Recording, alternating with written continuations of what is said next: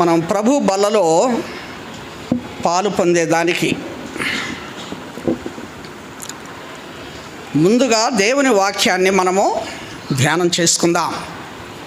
ప్రభు బలను సమీపించిన ప్రతిసారి కూడా మన యోగ్యత మనం ఎరగాల్సిన వారంగా ఉంటున్నాం. కనుక ప్రియులారా, ఎందుకంటే దేవుని వాక్యం సెలవిస్తూ ఉంది. మనం పదే పదే ఆ మాటలు చదువుతూనే ఉంటాము. 1 కొరింథీ 11:28 ప్రకారం. కనుక మనము ఆ రొట్టెను తిని ఆ పాత్రలోనిది త్రాగేటప్పుడు మనలను మనం పరీక్షించుకోవాలా, మనలను మనము విమర్శించుకోవాలా. అటువంటప్పుడే మనము శిక్షను పొందని వారంగా ఉంటాం. ఒకవేళ అయోగ్యంగా పాలు పొందితే మనము శిక్షాపాత్రులం అవుతాము. అందుకనే దేవుని యొక్క వాక్యపు వెలుగు మనకు ఎంతైనా అవసరమై ఉన్నది. ఈ సమయమందు కొద్ది నిమిషాలు మనము దేవుని వాక్యాన్ని చూసుకుందాం. చూడండి, గలతీ పత్రిక 6వ అధ్యాయము 7వ వచనం నేను చదువుతాను, గమనించండి. మోసపోకుడి, దేవుడు వెక్కిరింపబడ్డడు, మనుష్యుడు ఏమి విత్తునో ఆ పంటనే కోయును. గలతీయులకు అపొస్తలుడైన పౌలు ఈ మాట రాస్తూ వాళ్లకు ఒక హెచ్చరికగా ఈ సంగతి రాస్తూ వచ్చాడు. 6 అధ్యాయాలున్న ఈ పత్రికలో చివరి అధ్యాయంలో ఆ సంఘానికి ఎందుకు పౌలు ఈ మాట రాస్తూ వచ్చాడు? వాళ్ళని అంటున్నాడు, మోసపోకుడి, దేవుడు వెక్కిరింపబడడు, కనుక ఏమి విత్తుతామో దానినే కోస్తామో అనేటువంటి సామెత కూడా మనకు తెలుసు. కనుక ఈనాడు విశ్వాస సంబంధమైన జీవితంలో, ఆత్మీయ జీవితంలో మనము ఏమి విత్తేవారంగా ఉంటున్నాం? పౌలు గలతీ సంఘానికి ఆ మాట రాయటానికి కారణం ఏంటంటే, వాళ్ళు ఆత్మీయంగా ఎంతో ఒక మంచి స్థితిలో ఉన్నటువంటి సంఘము, విశ్వాసులు ఎలారులుగా వాళ్ళు ఒక మంచి శ్రేష్టమైన విశ్వాసం ద్వారా దేవుని కుమారులుగా చేయబడుతూ వచ్చారు. అంత మాత్రమే కాదు, 27వ వచనం కూడా గమనించండి. క్రీస్తులోనికి బాప్తిస్మము పొందిన మీరందరూ క్రీస్తును ధరించుకొని ఉన్నారు. చూడటువంటి ఈ సంఘము చివరికి వీళ్ళు ఏ స్థితిలోకి వచ్చారు? దయచేసి చూడండి, 3వ అధ్యాయము 3వ వచనం, గలతీ పత్రిక 3వ అధ్యాయము 3వ వచనం. మీరింత అవివేకులైతిరా, మొదట ఆత్మానుసారంగా ఆరంభించి ఇప్పుడు శరీరానుసారముగా పరిపూర్ణులగుదురా, వ్యర్థముగానే ఇన్ని కష్టములు అనుభవించితిరా అంటున్నాడు. మీరింత అవివేకులైనారా? ఓ గలతీ విశ్వాసులారా, ఓ గలతీ సంఘమా, ఇంత గొప్ప విశ్వాసముతో ఆయన బిడ్డలుగా చేయబడిన మీరు, బాప్తిస్మం అనుభవంలో దేవునినే ధరించినటువంటి మీరు, క్రీస్తునే ధరించినటువంటి మీరు ఇవాళ ఎలా తయారయ్యారు? ఆత్మానుసారంగా ఆరంభించి శరీరానుసారులుగా పరిపూర్ణమవుతారా? అంటే ఇటువంటి భక్తి జీవితంలో ఇంతకాలము ఇన్ని శ్రమలు ఇందుకేనా మీరు పడ్డది? ఎలా దిగజారిపోయారు వీళ్ళు? ఈనాటి సంఘాలకు ఒక మరి ఆ మాదిరి అసాదృశ్యం కనిపిస్తుంది గలతీ సంఘంలో. మన సంఘంలో, మన జీవితాలలో ఇవాళ ఒకప్పుడు ఆరంభంలో ఎలాంటి ఆత్మీయ స్థితిలో నడిపించబడిన సంఘము, ఎలా ఆత్మానుసారులుగా నడుచుకున్నటువంటి సంఘము, ఒకరినొకరు ప్రేమించుకునే దానిలో, ఒకరినొకరు క్షమించుకునే దానిలో, ఒకరితో ఒకరు అనుబంధం కలిగి ఆప్యాయత కలిగి జీవించినటువంటి సంఘము. ఇవాళ ఎల్షద్దాయి సంఘం ఎలా ఉన్నది? ఏ స్థితిలో నుంచి ఏ స్థితికి జారిపోయినటువంటి పరిస్థితి కనిపిస్తుంది అంటున్నాడు. ఓ అవివేకులైన గలతీయులారా, మీరు ఆత్మానుసారంగా ఆరంభించి ఇవాళ ఇటువంటి శరీరానుసారంగా పరిపూర్ణత పొందటానికి మీరు తయారైనారా? ఈ మధ్యాహ్న కాల సమయంలో మనం పరిశీలన చేసుకుందాం. మన ఆత్మీయ స్థితి ఎలా దిగజారిపోతూ వచ్చింది. మనం ఎంతో గొప్పలు చెప్పుకుంటాం. 25 సంవత్సరాలుగా ఈ సంఘాన్ని కాచి పెంచి పెద్ద చేసి పోషించి ఆత్మీయంగా నడిపినటువంటి ఆ దైవజనుడు తిమోతి గారు సేవ చేసిన సంఘం అని చెప్పుకుంటాం. ఒక శ్రేష్టమైన సేవకుని యొక్క పెంపకంలో పెంపారిన ఎల్షద్దాయి సంఘం ఇవాళ ఏ స్థాయికి ఎదుగుతూ వచ్చింది? ఏ స్థాయిలో ఉంది ఆత్మీయంగా? కనుక గలతీ సంఘం పరిస్థితి అదే.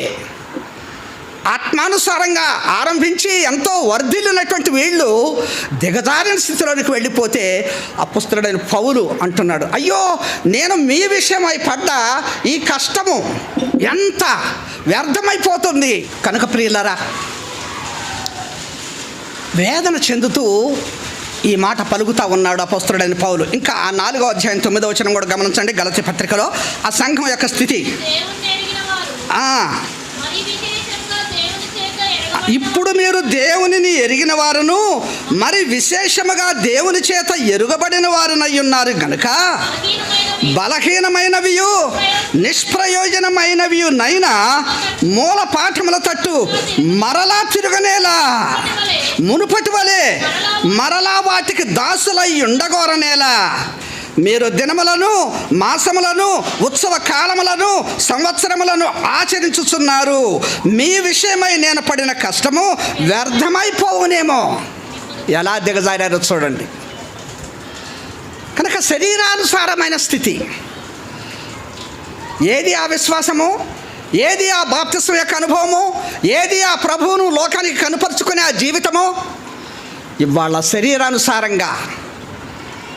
అందుకనే చివరికి ఆ మాట ఆ సంఘానికి హెచ్చరికగా చెప్తూ వచ్చాడు, మోసపోకుడి, దేవుడు వెక్కిరింపబడడు, మనుష్యుడు ఏమి విత్తునో ఆ పంటనే కోస్తాడు.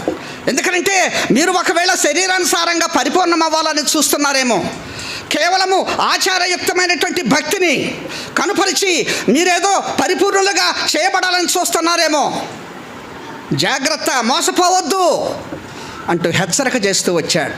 ఈనాడు విశ్వాస సంబంధమైన జీవితంలో మనము కూడా ఒకవేళ మోసపోతున్నామా, మన భక్తి స్థాయి, ఎవరైనా ఒక జన్మ పొందినారంటే భూ సంబంధమైన జన్మంలోనైనా ఒక శిశువు ఎదిగి అనేక దశల ద్వారా పెద్దవాళ్ళు అవుతారు.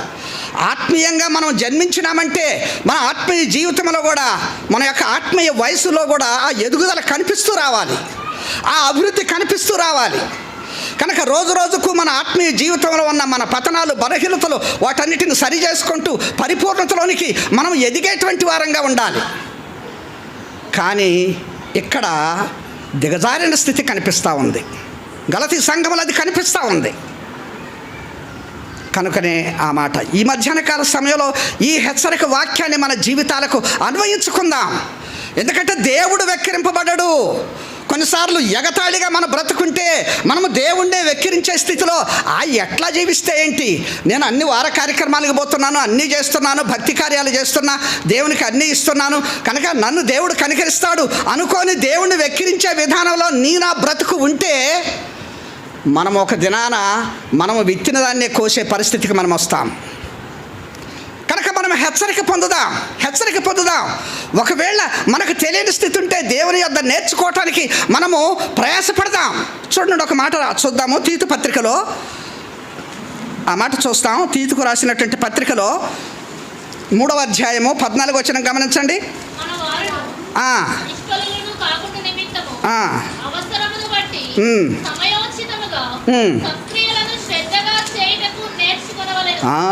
నేర్చుకుందాం. ఇక్కడ అంటున్నాడు, మనవారును నిష్ఫలులు కాకుండా నిమిత్తము అవసరమును బట్టి సమయోచితముగా సత్క్రియలను శ్రద్ధగా చేయుటకు నేర్చుకుందాం. ఒకవేళ తెలియకపోతే మనం నేర్చుకోవటానికి ప్రయాసపడదాం. ఎందుకంటే మన ప్రభు మనకు నేర్పేవాడుగా ఉన్నాడు. ఆయన అంటాడు కదా మత్తయి 11:29, నా కాడి మీ మీద ఎత్తుకొని నా యొద్ద నేర్చుకునే ఆ యొక్క తాపత్రయము, ఆ ఆశ మనలో ఉన్నప్పుడు దేవుడు మనకు సత్యాలు నేర్పిస్తాడు. ఏళ్ల తరబడి దేవుని వాక్యం వింటూనే ఉన్నాము, దేవుని మందిరానికి వస్తూనే ఉన్నాం. కానీ మన జీవిత విధానం చూసినప్పుడు, మన క్రియలు చూసినప్పుడు మనం ఏమి నేర్చుకున్నాం? గలతీ సంఘం అదే పరిస్థితికి వెళ్ళిపోయింది. చివరకు వాళ్ళు ఆత్మానుసారమైన జీవితంలో నుంచి, అంటే ఆ విశ్వాస సంబంధమైన జీవితంలో నుంచి కేవలము ఆచారయుక్తమైన భక్తిలోనికి దిగజారిపోయి లోక సంగతులన్నిటినీ అనుసరించి వాళ్ళేదో పరిపూర్ణత సాధించాలని అనుకుంటున్నారు. ఈనాడు మనము కూడా అటువంటి స్థితిలో ఉంటున్నామేమో పరిశీలన చేసుకుందాం ఈ మధ్యాహ్న కాల సమయంలో. ప్రేమైనటువంటి వారలారా, ఎందుకనంటే దేవుడు ఎంత ఖచ్చితంగా ఉంటాడో తన యొక్క కార్యముల విషయంలో, తన ఉద్దేశాల విషయంలో గమనించుదాం. ఒక మాట, రోమీలకు రాసిన పత్రిక 2వ అధ్యాయము గమనించండి. 7, 8, 9 వచనాలు. సత్క్రియను ఓపికగా చేయుచు మహిమను, ఘనతను, అక్షయతను వెదకు వారికి నిత్య జీవమునిచ్చును. అయితే భేదములు పుట్టించి సత్యమునకు లోబడక దుర్నీతికి లోబడి వారి మీదికి దేవుని ఉగ్రతయు రౌద్రమును వచ్చును. దుష్కార్యము చేయు ప్రతి మనుష్యుని ఆత్మకు మొదట యూదునికి గ్రీసు దేశస్థునికి కూడా శ్రమయు వేదనయు కలుగును. చాలు. కనుక ఇక్కడ మనం చూస్తున్నాం, సత్క్రియను ఓపికగా చేస్తే మనకు మహిమ, ఘనత, అక్షయత, క్షయము లేని ఆ యొక్క జీవితము మనకు దొరుకుతుంది అనేటువంటిది చూస్తున్నాం. ఒకవేళ భేదములు పుట్టించి సత్యమునకు లోబడక దుర్నీతికి లోబడు వారి మీదికి దేవుని ఉగ్రత, రౌద్రము వస్తుంది అనేటువంటి సంగతి. ఆ ఉగ్రత, రౌద్రము మొదట ఎవరికి వస్తుందట? యూదునికి వస్తుంది. చూడండి, అక్కడ రాయబడిన వాక్యం, మొదట యూదునికి, ఆ తర్వాత గ్రీసు దేశస్థునికి. ఏదైనా సరే దేవుని యొక్క న్యాయమైన తీర్పు ఎలా ఉంటుందంటే, తన మన అనే భేదం ఉండదు. వీళ్ళు నా వాళ్ళు, వాళ్ళు పరవాళ్ళు అనేటువంటి భేదం ఉండదు. ఈనాడు మానవ జీవితంలో మనుషులంగా మనము గ్రూపులుగా ఏర్పాటు చేసుకొని నా వర్గము, నీ వర్గం అని చెప్పుకొని సంఘాలకు కీడు, చేటు చేసేటువంటి బ్రతుకు మనలాంటిది కాదు. ఆయన ముందు యూదునికి, అంటే తనవాడికే, విశ్వాసికే, తన బిడ్డకే, తన సంబంధికే ఆయన ఉగ్రత, రౌద్రం చూపిస్తాడు, శిక్షనిస్తాడు.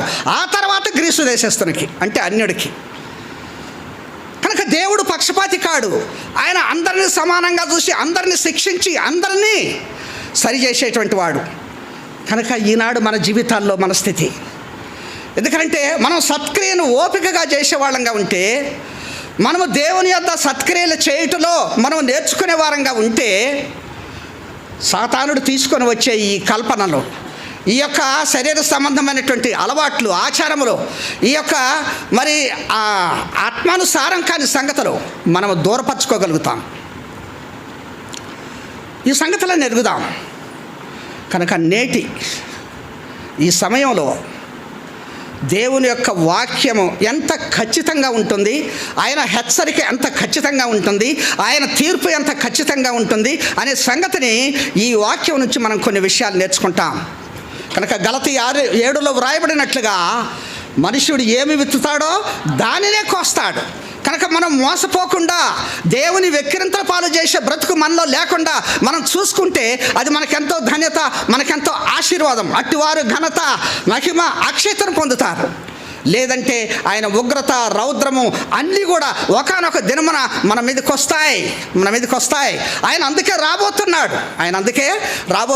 ఆయన సువార్తకు లోబడని వారికి, ఆయన యొక్క మాటలకు లోబడనటువంటి వారికి ఆయన తీర్పు తీర్చి వారిని దండించడానికి 2వ దశలోని 6 మొదటి అధ్యాయం 6-8 వచనాల్లో చూస్తాం మనం. కనుక ఈ స్థితి, ఈ యొక్క మరి శిక్ష మన మీదకు రాకముందే మనము దేవుణ్ణి వెక్కిరించే స్థితిలో మన జీవితాలు లేకుండా మనం సరి చేసుకొని ఒక మంచి ఫలములు ఫలించే విత్తనాలను మనం విత్తి ఆ పంటను కోయటం వల్ల మనం ఎంతో ఆనందభరితులమవుతాం. ఈ సమయం ముందు విత్తిన దానినే కోస్తాము అనేదానికి కొన్ని దృష్టాంతాలు బైబిల్ గ్రంథంలో నుంచి మనం చూస్తాం. ఎందుకంటే దేవుడిచ్చిన ఆ స్టేట్మెంట్ ఎప్పుడూ తప్పిపోదు. ఏమిటా స్టేట్మెంటు? మోసపోకుడి, దేవుడు వెక్కిరింపబడడు, మనుషుడు ఏమి విత్తనో ఆ పంటనే కోస్తాడు. కనుక ఆ స్టేట్మెంట్ తప్పిపోదు. ఎందుకంటే దేవుని యొక్క తీర్పులు అంత ఖచ్చితంగా ఉంటాయనే సంగతిని దేవుని వాక్యం ద్వారాగా కొన్ని దృష్టాంతాలను చూసి మనం ప్రభు బలలో పాలు పొందుదాం. దయచేసి చూడండి, న్యాయాధిపతుల గ్రంథము 1వ అధ్యాయము 6-7 వచనాలు గమనించండి. అదోని బెజకు పారిపోగా వారు అతని తరిమి పట్టుకొని అతని కాలు చేతుల బొట్టన వ్రేళ్లను కోసివేసిరి. అప్పుడు అదోని బెజకు తమ కాళ్ళు చేతుల బొట్టన వ్రేళ్లు కోయబడిన 70 మంది రాజులు నా భోజనపు బల్ల క్రింద ముక్కలు ఏరుకొనుచుండిరి. నేను చేసినట్లే దేవుడు నాకు ప్రతిఫలం ఇచ్చినను. వారు యెరూషలేమునకు అతని తోడుకొని రాగా అతడు అక్కడ చనిపోయెను. కనుక ఇక్కడ కనాని రాజు అయినటువంటి అదోని బెజకు సంగతి చూస్తున్నాం. యోధావారు ఈ కనానీయులు పెరిజ్జీల మీదకు యుద్ధానికి వచ్చి వాళ్ళందరినీ హతం చేసినప్పుడు ఈ కనాను రాజు అయిన అదోని బెజకును యోధావారు బంధిస్తారు, పట్టుకుంటారు పారిపోతూ ఉంటే. పట్టుకొని ఏం చేస్తారంటే వాళ్ళు ఈ అదోని బెజకు యొక్క కాళ్ళ చేతుల యొక్క బొటన వేళ్ళని కోసివేస్తారు. అప్పుడు అదోని బెజకు అంటున్నాడు 7వ వచనంలో ఏమంటున్నాడో తెలుసా? అప్పుడు అదోని బెజకు తమ కాళ్ళు చేతుల బొటన వ్రేళ్ళు కోయబడిన 70 మంది రాజులు నా భోజనపు బల్ల క్రింద ముక్కలు ఏరుకొనుచుండిరి. నేను చేసినట్లే దేవుడు నాకు ప్రతిఫలం ఇచ్చినను తేటగా ఒప్పుకుంటున్నాడు. వీడు చేసిన పనేంటి? 70 మంది రాజులను బంధించి వారి యొక్క కాళ్ళ చేతుల బొటన వేళ్ళు కోసివేశాడు అదోని బెజక్. ఒకానొక దినమున ఏమైంది? అదోని బెజక్ గతి అదే సంభవించింది. ఏ 70 మంది రాజుల కాళ్ళ చేతుల బొటన వేళ్ళు కోసివేశాడో అదే అదోని బెజక్ యొక్క కాళ్ళ చేతుల బొటన వేళ్ళు వీళ్ళు యూదా వాళ్ళు కోసి పడేశారు. అప్పుడు అంటున్నాడు, నేను చేసినట్లే దేవుడు నాకు ప్రతిఫలం ఇచ్చాడు. జాగ్రత్త, మనుషుడు ఏమి విత్తుతాడో దానినే కోస్తాడు. కనుక అదోని బెజకు ఏమి విత్తాడో అదే కోశాడు. ఖచ్చితంగా తనకి ఏదైతే సంభవించిందో దానిని బట్టి ఇప్పుడు తను గుర్తు చేసుకున్నాడు. నిజంగా నేను చేసిన దుర్మార్గము, నేను చేసిన కీడు దేవుడు నా మీదకే తీసుకొని వచ్చాడు. ఇవాళ దేవుడు నాకు అదే ప్రతిఫలం ఇచ్చాడని అదోని బెజకు చెప్పుకొని చచ్చిపోయినట్లుగా మనం చూస్తుంటున్నాం. కనుక ప్రియమైనటువంటి దేవుని ప్రజలారా, మన ఆత్మీయ జీవితంలో మనం ఏమి విత్తుతున్నామో జాగ్రత్త, దానినే కోస్తాము ఒకానొక దినాన.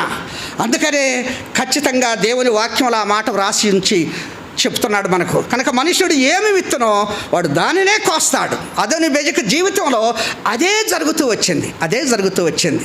తను చేసిన ఆ కీడు, ఆ దుర్మార్గత ఖచ్చితంగా అదే తన మీదకి వచ్చినట్లుగా, తను అనుభవించినట్లుగా మనం చూస్తుంటున్నాం.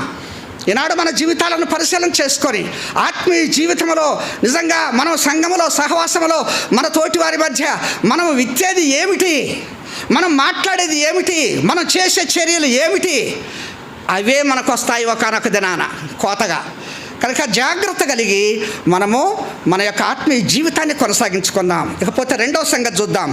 అదే న్యాయాధిపతుల గ్రంథంలో నుంచి 9వ అధ్యాయము 53, 54 వచనాలు.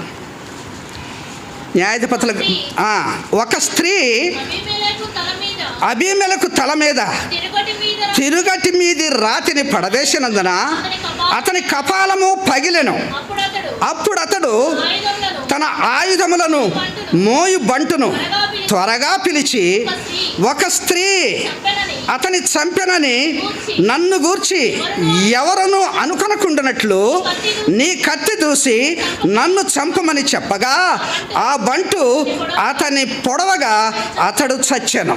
ఇక్కడ అబీమెలకు సంగతి చూస్తున్నాం. అబీమెలకు కూడా యుద్ధానికి పోయి పారిపోయి ఒక దగ్గరకు వచ్చి ఒక గోపురం క్రింద ఉన్నప్పుడు ఆ గోపురము పైన ఉన్న ఒక స్త్రీ ఏం చేసిందనంటే తిరుగటి రాయి మీద ఉన్నటువంటి ఆ తిరుగటి రాయి మీద ఉన్న ఆ రాతిని తీసి వీడి నెత్తి మీద వేసింది. తిరుగటి రాయి అంటే విసురాయి. మనం పప్పులు విసురుకుంటూ ఉంటాం కదా, విసురాయి అంటాం మనం. తిరుగటి రాయి 2 రాళ్ళు ఉంటాయి. ఆ పై రాయిని తీసి ఈ అబీమెలకు నెత్తి మీద వేసినప్పుడు వీడు కపాలం పగిలి చచ్చిపోయాడు. సత్యం ముందంటాడు, ఒరే వాడిని ఆయుధాలు మోసేవాడిని, వాడి యొక్క సైనికుడిని బంటును చూసి, ఒక స్త్రీ నన్ను చంపిందనేటువంటి ఈ దుస్థితి నాకెందుకురా, ఆ మాట అనకుండానట్లుగా నా కొరని పొడిచినప్పుడు చచ్చిపోయినట్లుగా మనం చూస్తాం. కనుక ఒక రాజుగా ఉండి ఎటువంటి దిక్కుమాలిన సాగు చచ్చాడో చూడండి.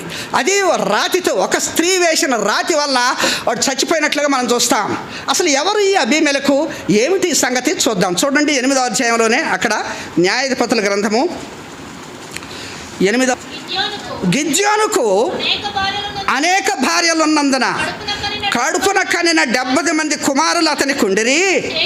షెకెములోనున్న అతని ఉపపత్నియు అతనికి ఒక కుమారుని కనగా గిద్యోను వానికి అబీమెలకును పేరు పెట్టెను. చాలు, ఇది అబీమెలకు. కనుక ఇప్పుడు అబీమెలకు అంటే ఎవరో తెలుసా? గిద్యోను యొక్క ఉపపత్ని కొడుకు. అలాగే గిద్యోనుకు అనేక మంది భార్యలు ఉండటం చేత వాళ్ళందరికీ కలిపి 70 మంది కుమారులు పుట్టారు. అంటే గిద్యోనుకు 70 మంది కుమారులు ఉన్నారు, ఉపపత్నికి పుట్టిన అబీమెలెకు అనే కుమారుడు కూడా ఉన్నాడు. వీళ్ళు గిద్యోను కుమారులు వీళ్ళు. మరి ఇటువంటి అబీమెలెకు అటువంటి చావు ఎందుకు చచ్చాడు? వీడు చేసిన పని ఏంటి చూడండి. 9వ అధ్యాయం 5వ వచనం, న్యాయాధిపతుల గ్రంథము. తరువాత అతడు వఫ్రాలోనున్న తన తండ్రి ఇంటికి పోయి యెరుబ్బయలు కుమారులను తన సహోదరులనైన ఆ 70 మంది మనుషులను ఒక్క రాతి మీద చంపెను. చాలు. యెరుబ్బయలు అంటే గిద్యోని అన్నమాట, మరొక పేరు ఆయనకి. వీడు చేసిన పని ఏంటి? తన తోడబుట్టిన వాళ్ళండి, ఒక తండ్రి పిల్లలు 70 మంది సహోదరులని. కనుక వాడు వఫ్రాలోకి పోయి ఏం చేశాడు? ఆ 70 మందిని కూడా ఒక్క రాతి మీద చంపాడు. అబీమెలెకు ఒక్క రాతి మీదనే తన సోదరులను 70 మందిని చంపినటువంటి వాడు. కనుక వీడు అబీమెలెకు ఎలా చచ్చాడు? అదే రాతితో చచ్చాడు. గమనించండి, అదే రాతితో చచ్చాడు. ఏ రాతి మీద 70 మందిని చంపాడో అదే రాతితో మరీ హీనంగా ఒక స్త్రీ ఆ విసురాయి వేయటం వల్ల తలబగిలి చచ్చాడు. కనుక దేవుని తీర్పులు ఎంత ఖచ్చితంగా ఉంటాయో గమనించండి. కనుక అబీమెలెకు విత్తినదే వాడి మీదకి వచ్చింది. ఏ రాతి మీద అయితే తన సహోదరులను చంపాడో అదే రాతి చేత ఒక స్త్రీ వలన వీడు కూడా చావవలసి వచ్చింది. కనుక మనుష్యుడు ఏమి విత్తుతాడో దానినే కోస్తాడు. గమనించండి. ఈ మధ్యాహ్నకాల సమయంలో అంటే దేవుని వాక్యం ఎంత ఖచ్చితమైనది, ఆయన తీర్పులు ఎంత ఖచ్చితంగా ఉంటాయో మనం గమనించాలా. అంత మాత్రమే కాదు, దేవుడు ఏం చేశాడో తెలుసా? చూడండి, ఇంకా అక్కడే ఆ న్యాయాధిపతుల గ్రంథంలో 9వ అధ్యాయము 23-24 వచనాలు గమనించండి. అబీమెలెకు ఏలికే ఉండెను. అప్పుడు యెరుబ్బయలు 70 మంది కుమారులకు చేయబడిన ద్రోహ ఫలము వారిని చంపిన అబీమెలెకును వారి సహోదరుని మీదికిని అతడు తన సహోదరులను చంపునట్లు అతని చేతులను బలపరిచిన షెకెము యజమానుల మీదికి వచ్చినట్లును వారు చేసిన ప్రాణహత్య వారి మీద వచ్చినట్లును దేవుడు అబీమెలెకునకును షెకెము యజమానులకును వైరము కలుగుటకై వారి మీదికి దురాత్మను పంపెను. అప్పుడు షెకెము యజమానులు అబీమెలెకును వంచిరి. అది దేవుడు కలగజేసుకున్న సంగతి. ఇది తన తోటి సహోదరులను 70 మందిని అన్యాయంగా హత్య చేసినటువంటి ఆ హత్యకు ప్రేరేపించి సహాయపడిన షెకెము యజమానులను ఆ పెద్దలను కూడా ఏం చేశాడు? వాళ్ళకు వైరం కలిగేటట్టుగా దేవుడు ఒక దురాత్మను వాళ్ళ మధ్యగా పంపి చివరకు ఆ పెద్దలకు అబీమెలెకే వైరం కలిగేటట్టుగా చేస్తే ఆ పెద్దలే చివరకు వీడిని అబీమెలెకును వంచారు. అంటే దేవుని యొక్క తీర్పులు ఎలా ఉంటాయి? ఆయన చూస్తూ ఉంటాడు. మన జీవితాలలో మనం ఎరుగుదాం. ఈ దృష్టాంతాలు గమనించారా? మనుష్యుడు ఏమి విత్తితే దానినే కోస్తారు అనేటువంటి సంగతిలో మనం ఖచ్చితంగా ఎరిగేటువంటి వారంగా ఉందాం. కనుక ఆనాడు ఆ యొక్క అదోనీబెజెకు స్థితి అలాగే ఉంది. అలాగే అబీమెలెకు అయినటువంటి ఆ రాజు సంగతి కూడా అలాగే ఉంది. వాళ్ళు ఏమైతే విత్తారో, ఏమైతే క్రియలు చేశారో అదే వారి మీదకి వచ్చి, వారి నెత్తి మీదకు వచ్చి వారు అంతమైనట్లుగా వారికి దేవుడు తీర్పులు తీర్చినట్లుగా మనం చూస్తుంటున్నాం. కనుక దేవుని వాక్యం విషయంలో మనం ఎంత భయం కలిగి, అందుకని అంటాడు, ఓ అవివేకులైన గలతీయులారా, మీరు ఎంత అవివేకంగా ఇంత త్వరగా మీరు ఎలా తిరిగిపోయారు. విశ్వాసం వలన దేవుని బిడ్డలుగా ఎంచబడి పరిశుద్ధాత్మ వరమును పొంది ప్రభువును ధరించుకొని బాప్తిసం అనుభవంలో పాలు పొంది ఒక శ్రేష్టమైన సంఘముగా విశ్వాసులుగా ఉన్న మీరు ఇంత త్వరగా ఎలా తిరిగిపోయారు? మీరు మీ బ్రతికేలాగా ఆత్మానుసారంగా ఆరంభించి శరీరానుసారంగా వెళ్ళిపోయింది. కనుక ఏమనుకుంటున్నారో జాగ్రత్త జాగ్రత్త అంటూ హెచ్చరిక చేస్తూ రాశాడు. కనుక మనుష్యుడు ఏమి విత్తుతాడో అదే కోస్తాడనే దానికి ఈ దృష్టాంతాలు మనకు కనిపిస్తూ ఉన్నాయి. ఇంకా మనకు అనేకం ఉన్నాయి. మనం లేఖనాల్లోనికి వెళితే మనకు టైం సరిపోదు. కానీ మీరు గమనించారు కదా, ఇప్పుడు ఆ ఎస్తేరు గ్రంథంలో చూస్తాం, మొర్దెకై ఉన్నాడు, హామాను ఉన్నాడు.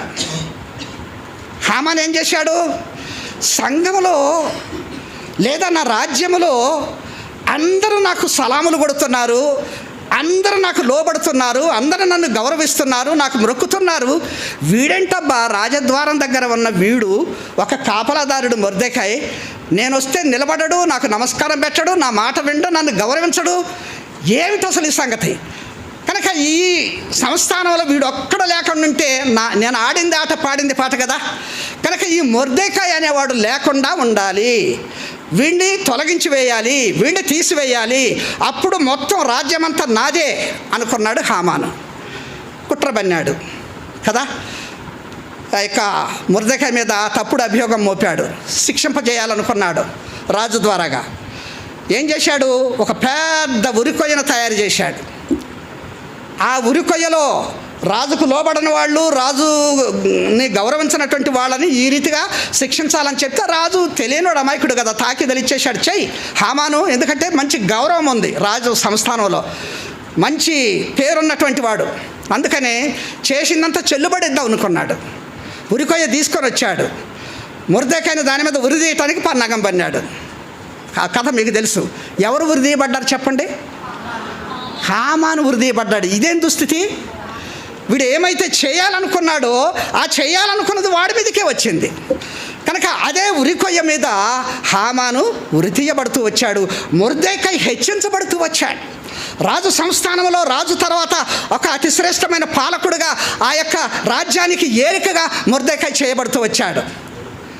జాగ్రత్త, దేవుడు పక్షపాతి కాడు. కనుక మన జీవితాల్లో మనం ఈ గుణపాఠం నేర్చుకుందాం.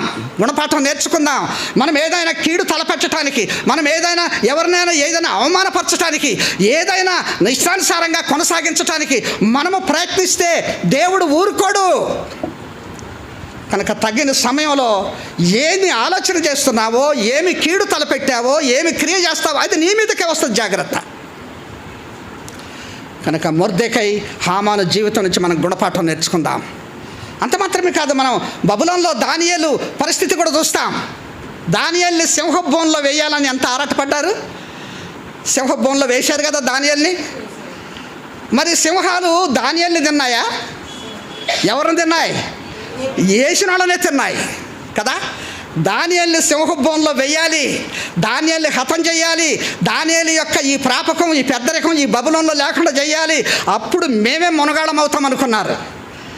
తీసుకెళ్ళి దానియేలు సింహబోన్లో వేశారు. కానీ చివరికేమైంది? ఆ వేసిన వాళ్ళని సింహాలు తినేశాయి, ఎముకలు కూడా లేకుండా తినేశాయి. కానీ దానియేలు దగ్గర అవి సాధు జంతువులు అయిపోయాయి. దేవుడు ఎంత గొప్పవాడు గమనించండి. కనుక నువ్వు ఏమి కీడు చేయాలని అనుకుంటావో, ఏమి కీడు తలపెడతావో అది ఖచ్చితంగా నీ మీదికి నా మీదికి వస్తుందనేది మనం గమనించాలా. అది నువ్వైనా సరే, నేనైనా సరే, సంఘంలో విశ్వాసంగా మనం ఎవరమైనా సరే, ఏదైనా సరే దేవుడు పక్షపాతం లేకుండా తీర్పులు ఇచ్చేటువంటి వాడు. జాగ్రత్తగా ఈ సంగతులు ఎరుగుదాం మనం. కనుక మనుష్యుడు విత్తిన దానినే కోస్తాడనేటువంటి దానికి ఇంతకంటే శ్రేష్టమైన సంగతులు ఏముంటాయి? కనుక ప్రియులారా, విశ్వాస సంబంధమైన జీవితంలో మనము ఆత్మానుసారంగా నడుచుకుంటూ మనం అంతకంతగా అభివృద్ధి చెంది వర్ధిల్లేటువంటి ఆత్మీయ జీవితాన్ని చూపించుకోవాలి. కానీ దిగజారిన బ్రతుకుల్లో మనము దేవునికి అవమానకరంగా జీవిస్తే దేవుడు వెక్కిరించబడడు. ఆయన ఖచ్చితంగా ఆ పంటనే మన చేతికి ఇస్తాడనే సంగతిని మనం ఎరుగుతూ వస్తాం. కనుక ఈ సంగతులని మనం ఎరుగుదాం. చూడండి, దేవుని గ్రంథంలో ఇంకా 2-3 వాక్యాలు నేను చూపిస్తాను మీకు. ఓబద్యా గ్రంథము 1వ అధ్యాయం 15వ వచనం గమనించండి. ఓబద్యా పేజీ నంబర్ 760. యెహోవా దినము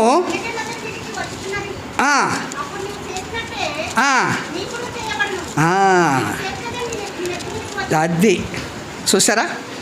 కనుక యెహోవా దినము అన్యజనులందరి మీదకి వచ్చుతున్నది, అప్పుడు నీవు చేసినట్టే నీకును చేయబడును, నీవు చేసినదే నీ నెత్తి మీదకి వచ్చును. కనుక దేవుని దినం రాబోతుంది, ప్రభువు రాబోతున్నాడు, ఆయన రాకడ సమీపంగా ఉన్నది. కనుక ఆయన సువార్తకు లోబడని వారికి, ఆయన సత్యమును నమ్మని వారికి, ఆయనకు విధేయులు కాని వారికి ఆయన ఉగ్రత చూపించే దినము రాబోతుంది. ఆ దినమున నీవు చేసినదే నీ నెత్తి మీదకి వస్తుంది. జాగ్రత్త, నీవు చేసినదే నీ నెత్తి మీదకి వస్తుంది. ఈ సంగతులు ఎరుగుదాం మనం. కనుక మనం ఏమి విత్తుతున్నాం, ఏమి కోయబోతుంటున్నాం చూడండి. ఇంకా హోషేయ గ్రంథంలో కూడా ఒక మాట ఉంది, 8వ అధ్యాయము 7వ వచనం. హోషేయ గ్రంథము 8వ అధ్యాయం 7వ వచనం గమనించండి.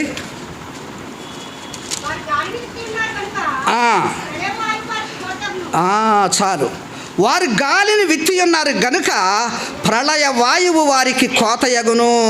చాలు. గాలిని విత్తే వారంగా ఉంటున్నామా? మనం విత్తేది గాలి అయితే కోయబడేది ఏంటంట? ప్రళయ వాయువు. అంటే మరీ భీకరమైంది సుమా, మరీ భీకరమైంది. కనుక సుడిగాలు అంటారు చూసారా, వచ్చేది ఒట్టిగాలి, ఇబ్బంది కాదు. కానీ సుడిగాలి అమెరికాలో తరచుగా వస్తుంటాయి, టోర్నడోలు. ఏమి లేదు, అలా తిరుగుతూ తిరుగుతూ తిరుగుతూ వచ్చిందంటే ఇళ్ళు అన్నీ లేపేస్తాయి. కనుక జాగ్రత్త. మనము గాలిని విత్తితే ప్రళయ వాయువుకు వస్తాం, ప్రళయ వాయువుకు వస్తాం. అందుకనే ఇశ్రాయేలీల్ని ఏం చేశాడు దేవుడు? పదే పదే శిక్షకు 430 సంవత్సరాలు బానిసలుగా బ్రతికి వచ్చారు కదా కానానుకు.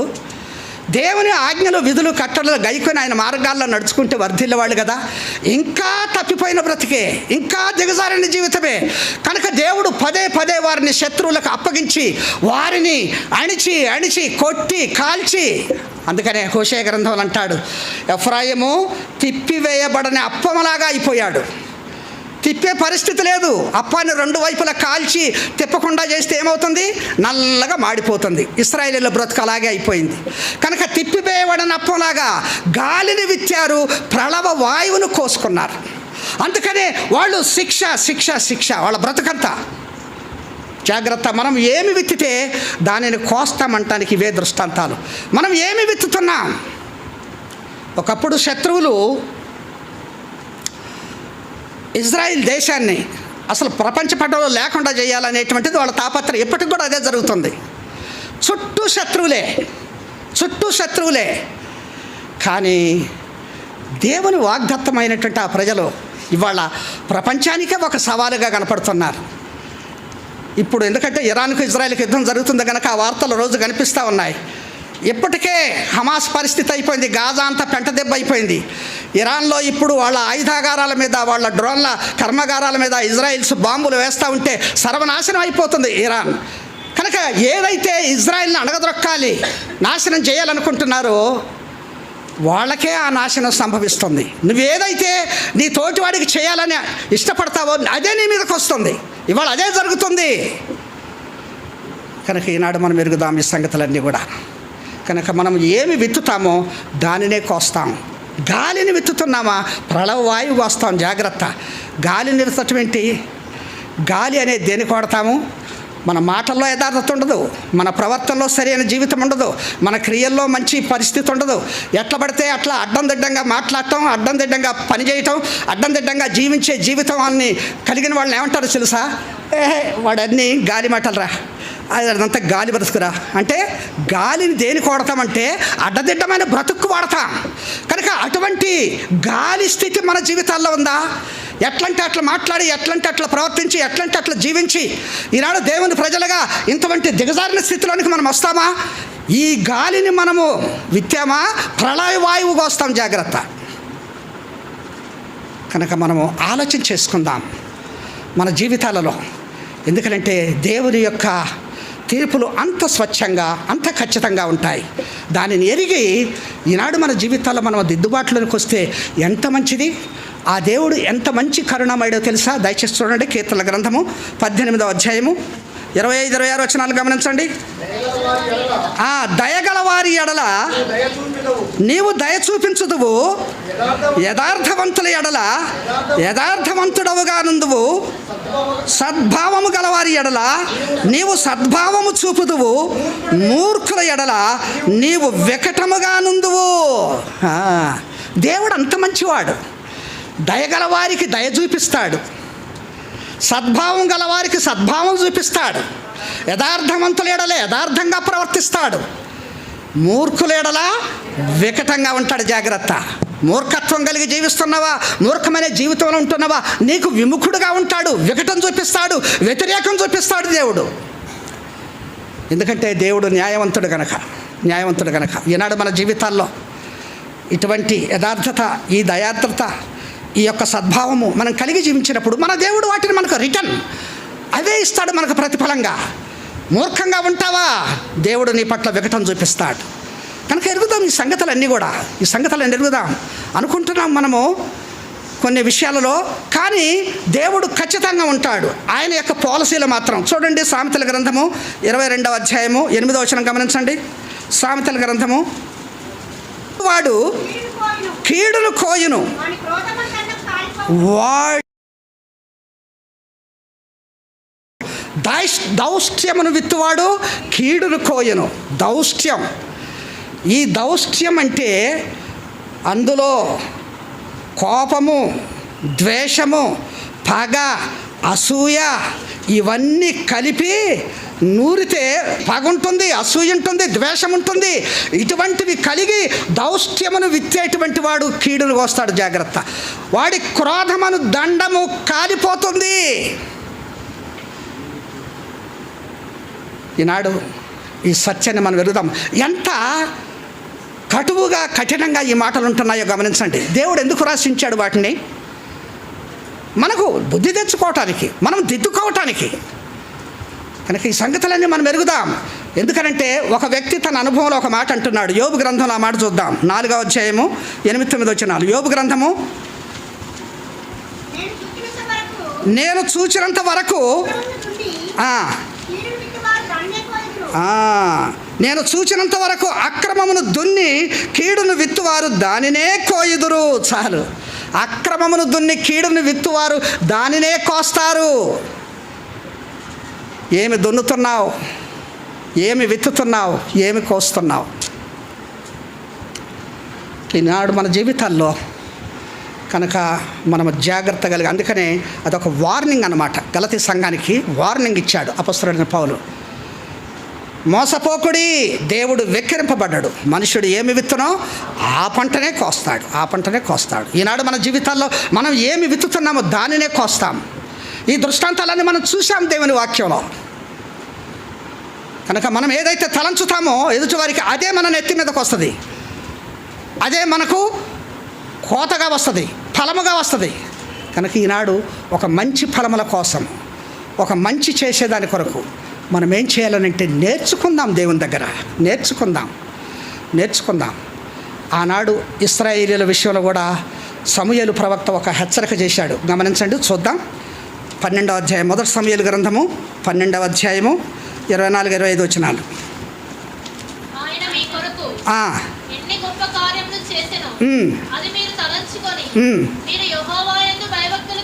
మీరు యెహోవా యందు భయభక్తులు కలిగి నిష్కపటులై పూర్ణ హృదయముతో ఆయనను సేవించుడి. ఆయనను సేవించుట ఆవశ్యకము. మీరు కీడు చేయవారైతే తప్పకుండా మీరును మీ రాజును నాశనమగుదురు. ఎంత ఖచ్చితంగా చెప్తున్నాడో చూడండి సమూయేలు. వారు మాకు రాజు కావాలి అన్నందుకు సౌలును రాజుగా ఏర్పాటు చేసిన తర్వాత అంటున్నాడు, ఇంతగా మిమ్మల్ని పాలన చేసి మీకు కాపుదలు ఇచ్చి మిమ్మల్ని దేవుడు ఎలా నడిపించి చేస్తే చివరకు మీకు రాజు కావాల్సి వచ్చిందా? దేవుడిని విసర్జించి దేవుడు మీకు రాజుగా ఉండగా ఆయనను తొలగించి వీడిని రాజుగా తెచ్చుకున్నారు. జాగ్రత్త. మీ రాజు కానీ మీరు కానీ ఆయన యందు భయభక్తులు కలిగి ఆయన ఆజ్ఞలు గాయకొని నివసించితే మంచిది, మీకు మేలు కలుగుతుంది. లేకపోతే మీరు కీడు చేరు ఆరైతే మీరును మీ రాజును నాశనం అవుతారు. సమూయేలు చాలా ఖచ్చితంగా వార్నింగ్ ఇస్తున్నాడు. కనుక ప్రియమైన దేవుని ప్రజలరా, ఈ సమయమందు మనము మన స్థితిని మనం పరిశీలన చేసుకుందాం దేవుని వాక్యంలో. ఎందుకంటే దేవుడు ప్రేమ కలిగి మనకి ఇటువంటి తరుణాలు ఇస్తున్నాడు. ఇన్నేళ్ల విశ్వాస జీవితంలో ఇంత ఆత్మీయమైన స్థాయి, ఇంత మంచి విశ్వాసమును మనము దిగజార్చుకున్న వారమై చివరకు శరీరానుసారంగా వెళ్ళిపోయి మనము చెడును విత్తటం వలన ఆ చెడును కోసేటువంటి దుస్థితి మనకు రాకుండా, ఆయన రాకడలో ఆయన చేత మనం శిక్షించబడకుండా ఉండటానికి దేవుడు ఈ దృష్టాంతాలన్నీ మన మధ్యకు తీసుకొని వచ్చి మనకు వివరిస్తున్నాడు. కనుక మనము సంఘములో మంచివారముగా, మంచి చేసేవారంగా ఆ ఒక్క మాట చదువుకొని బలలో పాలు పొందుదాం. 3వ యోహాను పత్రిక 11వ వచనం. 3వ యోహాను పత్రిక 11. ప్రియుడా, చెడు కార్యమును కాక మంచి కార్యమును అనుసరించి నడుచుకొనుము. మేలు చేయువాడు దేవుని సంబంధి, కీడు చేయువాడు దేవుని చూచినవాడు కాడు. కనుక ఇక్కడ గాయకు రాస్తూ పరిశుద్ధుడైనటువంటి యోహాను అంటున్నాడు, ఎందుకనంటే ప్రియుడా, చెడు కార్యమును కాక మంచి కార్యమును అనుసరించి నడుచుకొనుము. మేలు చేయువాడు దేవుని సంబంధి, కీడు చేయువాడు దేవుని చూచినవాడు కాదు. ఎందుకంటే ఆ సంఘములో ఈ థియోత్రిఫే అనేటువంటి వాడు ఉన్నాడు. చాలా దుర్మార్గంగా సంఘానికి కీడు చేస్తున్నాడు, అనేకులను చెడు వైపు మళ్ళిస్తున్నాడు, అనేక చెడు సంగతులను జరిగిస్తున్నాడు. ఈనాడు ఎల్షద్దై సంఘంలో నీవు నేను కూడా ఆ యొక్క థియోత్రిఫేలాగా ఉన్నామా, ఆ గాయులాగా ఉన్నామా పరిశీలన చేసుకుందాం. కనుక అంటున్నాడు యోహాను అతనికి రాస్తూ, గాయుకు రాస్తూ అంటున్నాడు, ప్రియుడా నీవు మంచి కార్యాలు చేయి, సంఘంలో మంచి మంచి పనులు చేయి, మేలు చేయి, కీడు చేయి మాకు. ఎందుకంటే దేవుని ఎరిగిన వాడు ఎప్పుడు మంచి చేస్తాడు, దేవుని ఎరగని వాడు కీడు చేస్తాడు. ఈనాడు మనము ఎలాంటి పరిస్థితుల గుండా వెళుతున్నాం, సంఘంలో ఏం చేస్తున్నాం మనం? కనుక ప్రియమైనటువంటి దేవుని ప్రజలారా, ఈ సంగతులను ఎరుగుదాం. ఎందుకంటే ప్రభు బలలో పాలు పొందటానికి ముందుగా మనల్ని మనం పరీక్షించుకుంటే మనం శిక్ష నుంచి తప్పించబడతాం. కనుక దేవుడు వెక్కిరింపబడ్డాడు, మనుషుడు ఏమి విత్తనో ఆ పంటనే కోస్తాడు.